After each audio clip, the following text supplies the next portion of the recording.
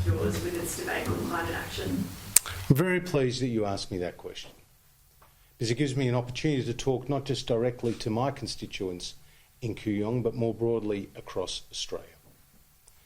Climate change is an extremely important issue, which I and my party take very seriously. I was a strong advocate for net zero emissions by 2050 and that commitment. That commitment from the Coalition is clear, firm and non-negotiable. And we have a plan to get there. It's called a Technology Investment Roadmap, with more than $20 billion of taxpayers' money being expended on renewable energy and other projects to stabilise our grid, and leveraging more than $80 billion of private sector money. When we went to the Paris meeting, we agreed to reduce our emissions by 26 to 28% by 2030 on 2005 levels. Today, emissions are down by 20%, and the expectation is by 2030 they'll be down by at least 35%. If you go to Canada, and Mr Trudeau talks a lot about emissions reduction, Canada's emissions are down by just 1% on 2005 levels. In New Zealand, New Zealand's emissions are down by just 4%. Across the OECD, emissions are on average down by just 7%. Yet here in Australia, they're down by 20%. In the last few years, we've seen $35 billion invested in renewable energy.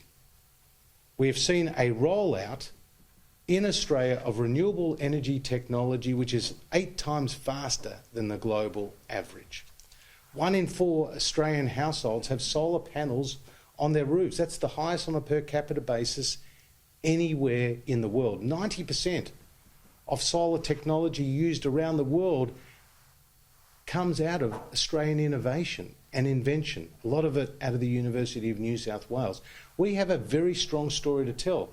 Programs and projects like Snowy 2.0 are going to help stabilise the grid by creating a big battery for the east coast of Australia, because the wind doesn't always blow and the sun doesn't always shine, and you need to smooth out that intermittent sources of power.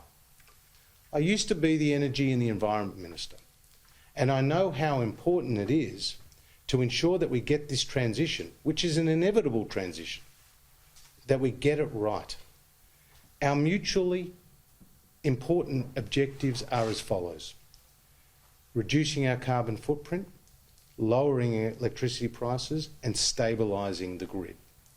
If you can't get those 3 objectives right, then it costs the public and the economy. When we saw the closure of Hazelwood here in Victoria, about a quarter of Victoria's energy supply, a big, brown, old coal-fired power station. When that closed, Victoria went from being a net energy exporter to being a net energy importer at times of peak demand. Wholesale prices increased by about 80%. You have pensioners ringing my office, and indeed other members' offices, saying they couldn't afford their heating and they couldn't afford their cooling. And in the winter they were sleeping with 3 layers of clothes and 4 blankets, and they just wouldn't put on their heating.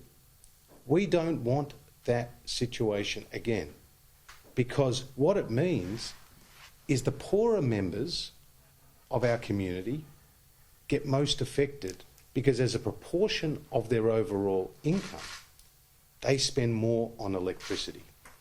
And that is why I'm proud of the fact that while electricity prices doubled under Labor, under us, electricity prices are down between 8 and 10% for households and small businesses in the last 2 years. That's a significant achievement when you consider that in many other parts of Europe and across the world, electricity prices have been on the rise.